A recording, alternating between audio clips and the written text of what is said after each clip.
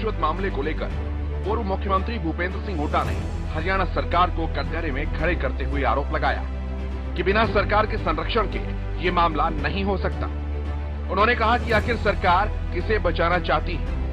इस सबके खुलासे के लिए इस मामले की जांच सीबीआई या हाईकोर्ट के सिटिंग जज से करवाई जानी चाहिए और चेयरमैन को तुरंत प्रभाव से इस्तीफा दे देना चाहिए। पारदर्शिता पे देते हैं, मेरिट पे देते हैं, वो पारदर्शिता और इनकी मेरिट अटैचमेंट में नहीं नोटों की हो गया। कोई नौकरी ऐसी नहीं है। 2 दर्जन से ज्यादा जो है पेपर लीक हो चुके और अब ये बहुत बड़ा है और हमने बार बार कह चुके भाई या तो सीबीआई से इंक्वायरी करवाओ या हाईकोर्ट का जज हो। क्यों संकोच करी है सरकार? किसको बचाना चाहती है? एचपीएससी में इतना भारी गंभीर आरोप लगा है और एसएस में एचएसएस जो कमीशन था उसमें चेयरमैन को सस्पेंड करना पड़ा, मेंबर उनके स्टाफ के आदमी पकड़े गए। तो ये तो साफ जाहिर है खिलवाड़ हो रहा है लोगों के, युवाओं के भविष्य के साथ। ये आप देख रहे हैं, ये जिम्मेवारी अब ये कह जी एक डिप्टी सेक्रेटरी था, एक क्लर्क था, ये जिम्मेवारी चेयरमैन की है। इसको इमीडिएटली इस्तीफा देना चाहिए और पूरी इसकी इंक्वायरी करानी चाहिए। इस्तीफा देके इंक्वायरी कराओ, हाईकोर्ट सिटिंग जज द्वारा निर्दोष हो उसको दोषी पर ठहराओ, लेकिन दोषियों को तो संरक्षण तो मत दो।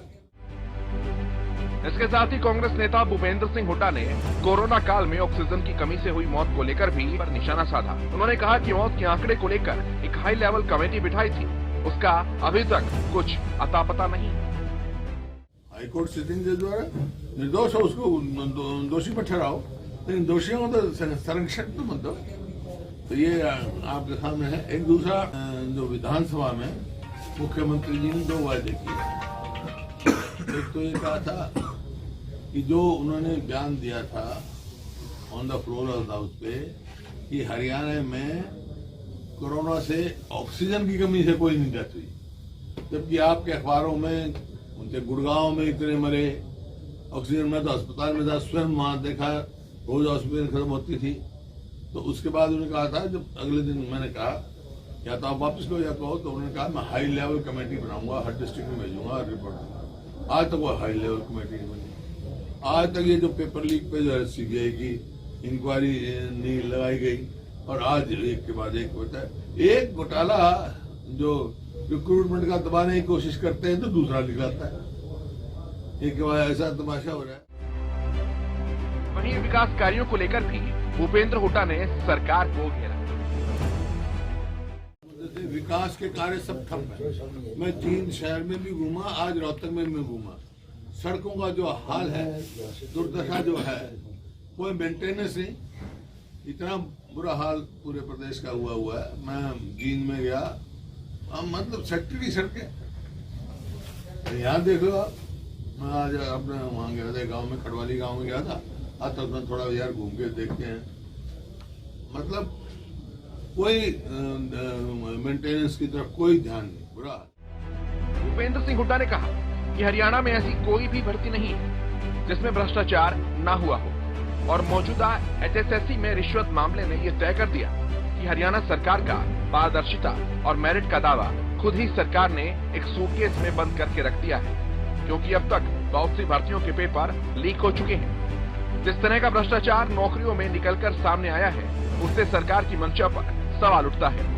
वहीं सरकार भी इस मामले में जांच कराने से बच रही है, जिससे ये तय है कि राज्य सरकार किसी को बचाना चाहती है। अगर सरकार नौकरियों के मामले में इतनी पाक साफ है, तो इस मामले की सीबीआई या हाईकोर्ट के सिटिंग जज से जांच क्यों नहीं करा रही? घोटाला होता जा रहा है और ये सबके सामने आ रहा है, तो इसमें क्या लगता है, आपका काफी अनुभव है, ब्यूरोक्रेट्स ज्यादा करप्ट है या पॉलिटिशियन ज्यादा करप्ट है?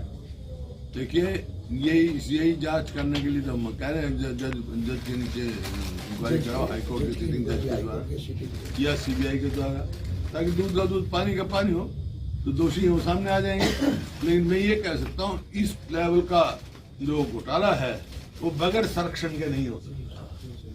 किसका संरक्षण है, ये वो जांच का विषय है। इतना संरक्षण ना हो तो इतना बड़ा घोटाले नहीं हो सकते। और ये पहला नहीं है, तो पहले बाई चांस पकड़ा है। हमने तो वहाँ असेंबली में भी कहा था ORM सीट कितनी बताई थी मैंने, जो कितनी पकड़ी है 60 कितनी मैं करता हूँ, लेकिन इसी बात पे हम मांग रहे हैं जांच। मैं यही कह रहा हूँ सरकार संकोच क्यों कर रही है इंक्वायरी करने में। अगर ये संरक्षण नहीं दे रहे तो इंक्वायरी करें, तो दूध का दूध पानी का पानी होने। वहीं भूपेंद्र हुड्डा ने तीनों कृषि कानून की वापसी के फैसले का स्वागत किया। साथ ही उन्होंने कहा कि इस मामले में अगर और जल्दी फैसला लिया जाता तो इतना नुकसान नहीं होता, लेकिन उन्होंने जीत का ताज किसानों को दिया। इसके साथ ही भूपेंद्र हुड्डा ने MSP को लेकर भी राज्य सरकार को घेरा।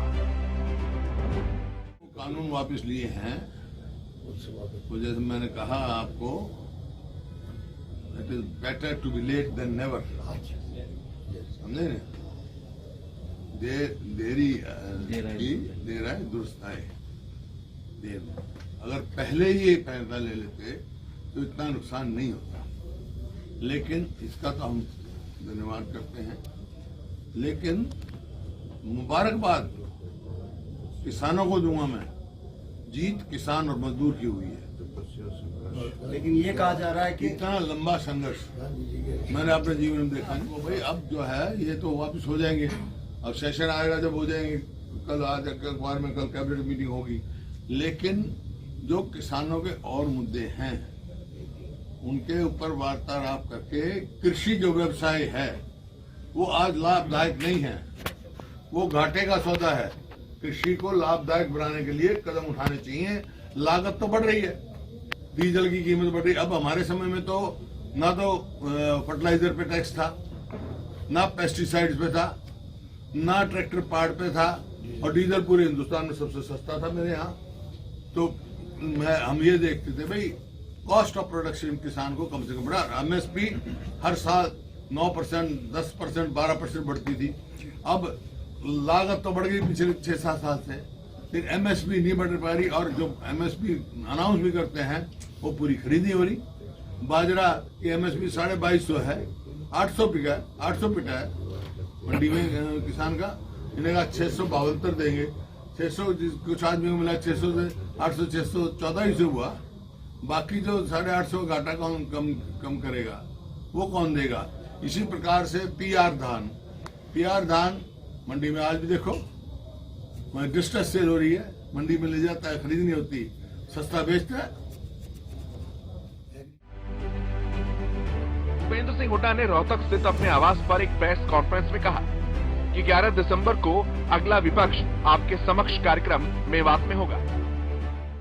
स्थिति है, और जैसे मैंने कहा जींद में जो हमारा कार्यक्रम था कांग्रेस पार्टी और विपक्ष के समक्ष किया था, अब ये अगला कार्यक्रम हम 11 तारीख को मेवात में करेंगे, नू में।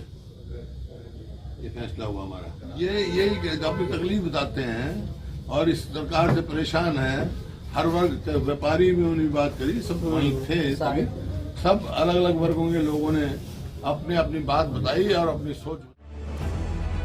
इसके साथ ही इलाहाबाद उपचुनाव में कांग्रेस को मिली करारी हार पर जिक्र करते हुए भूपेंद्र हुड्डा ने कहा कि पार्टी को इसके लिए मंथन की जरूरत है। चुनाव के नतीजे पे आज भी मैं कह रहा हूँ आपकी जो इसके मंथन की जरूरत है, क्योंकि ये से कांग्रेस के लिए एक वार्निंग है कि उठो। भूपेंद्र हुड्डा ने राज्य सरकार पर आरोप लगाने के साथ ही कांग्रेस को भी नसीहत देते हुए कहा कि इलाहाबाद उपचुनाव कांग्रेस के लिए वार्निंग है।